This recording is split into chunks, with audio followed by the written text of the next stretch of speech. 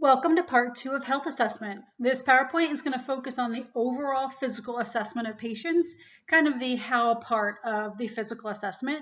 We'll discuss each body system in their own PowerPoints. When we prepare our patients for our health assessment, there are a lot of things we need to be mindful of and we need to do.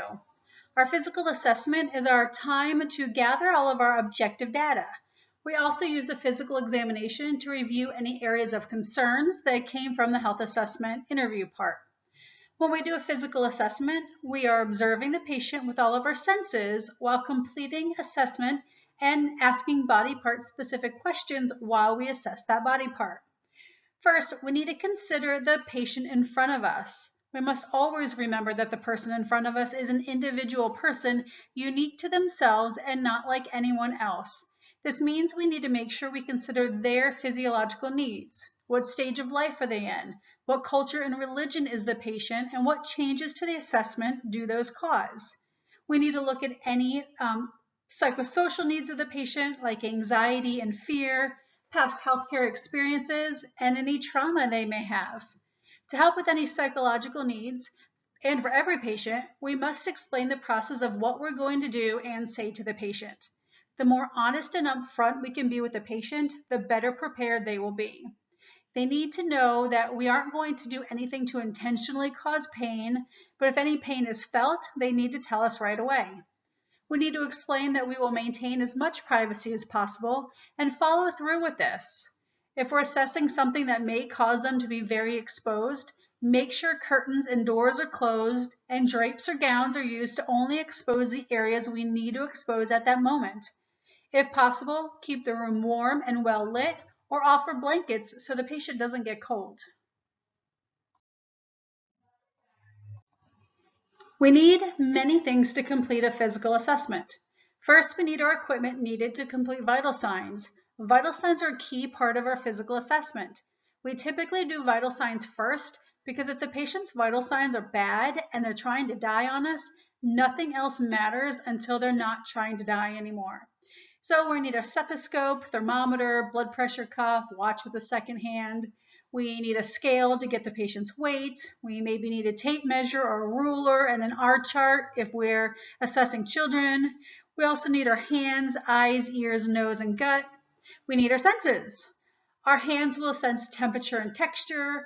Our eyes see things like respiratory rate and skin color. Our ears listen to the body systems like the lungs and abdomen, and our nose smells things like breath and body fluids, and our gut.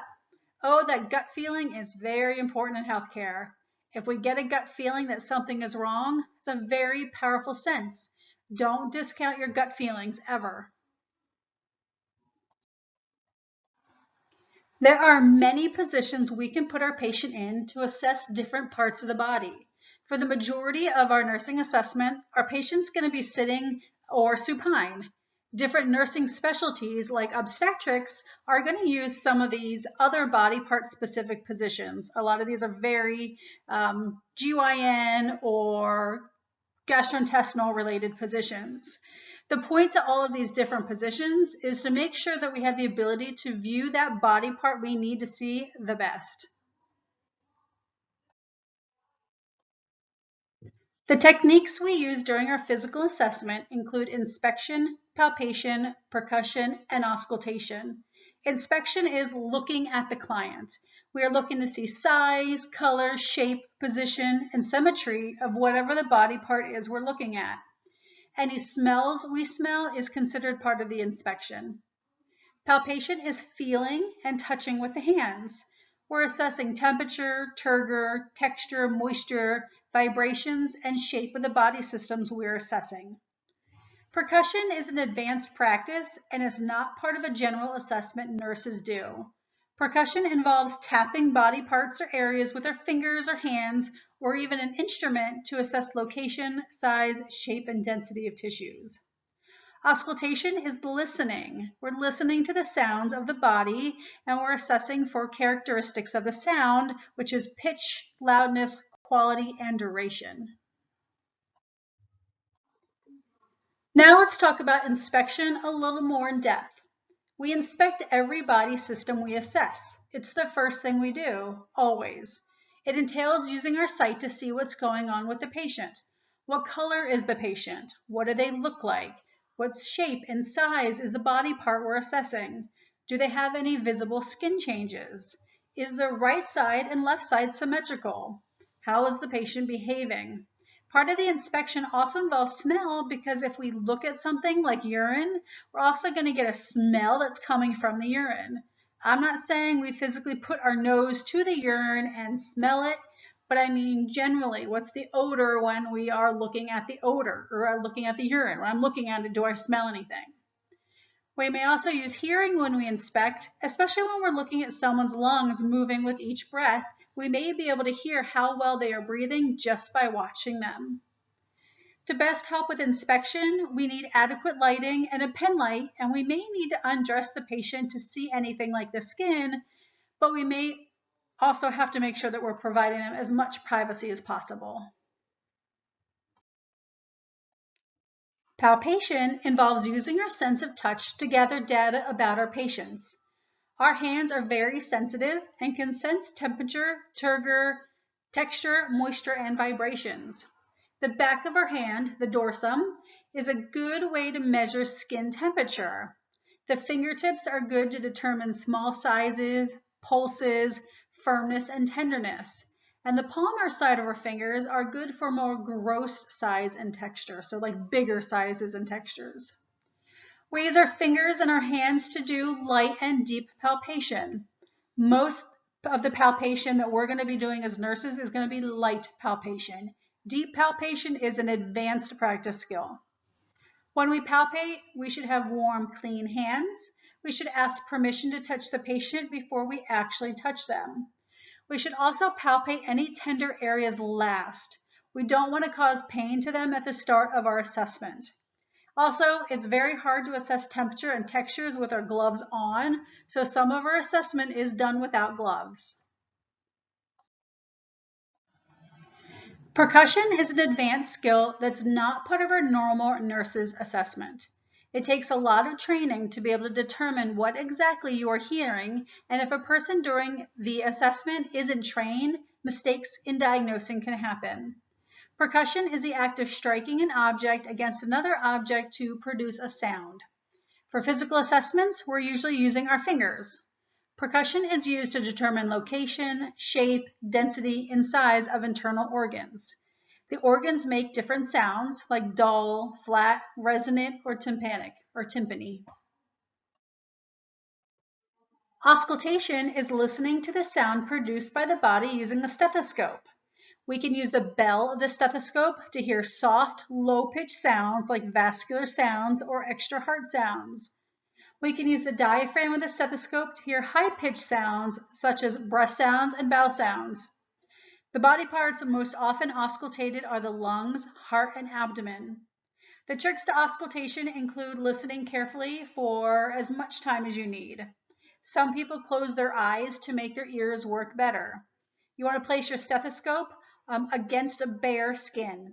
Clothing moves around on the skin and makes a very specific sound, so skin to stethoscope is the best. If the body part you're assessing is hairy and you cannot work around the hair, consider wetting the hair before you auscultate. Hair and stethoscope makes a lot of noise, and it sometimes is very hard to hear anything other than that hair moving. The more you listen to body parts and the noises they make, the easier it is to figure out what noises are and what they mean. The first part of our physical assessment begins before we even start talking, and this is our general survey. This is when we get a real quick general overview of how the person looks and acts when we walk into the room. This is your scene safety part of BLS, because we're kind of looking around and making sure that everything's okay. We're looking around the room to make sure the room is safe, what equipment is in the room, and what's going on in the room. Then we look at our patient. Part of this is also doing standard protocol, which is hand hygiene, identifying the patient by name and date of birth, and asking about allergies. We look at the overall appearance, including clothing, hygiene, grooming of the patient, if there is any smells coming from the patient. We can see their mental status. Are they awake or do they appear asleep?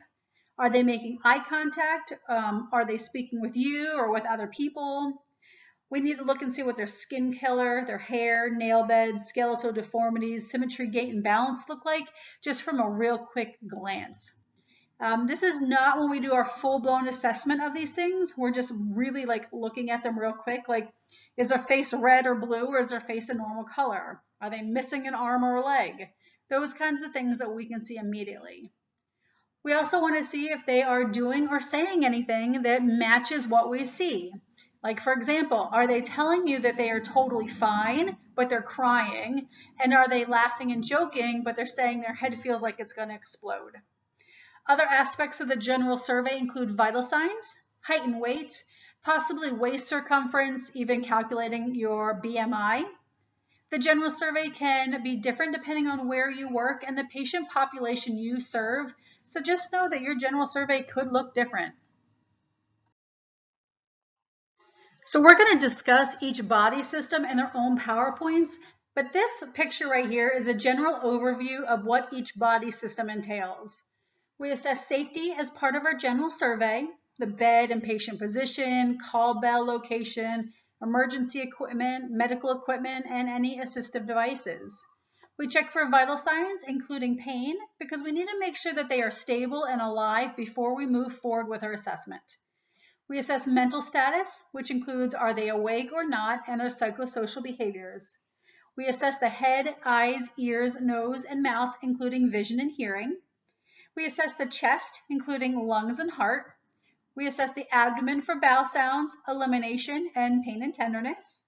We assess both upper and lower extremities for pulses, capillary refill, and strength. We assess their ADLs and activity, as well as any assistive or therapeutic devices they have, like canes or walkers, IV pumps, oxygen, tubes and drains, and monitors. Again, like I said, we're going to talk about each one of these systems more in depth in their own PowerPoints. And this is the end of part 2 of health assessment.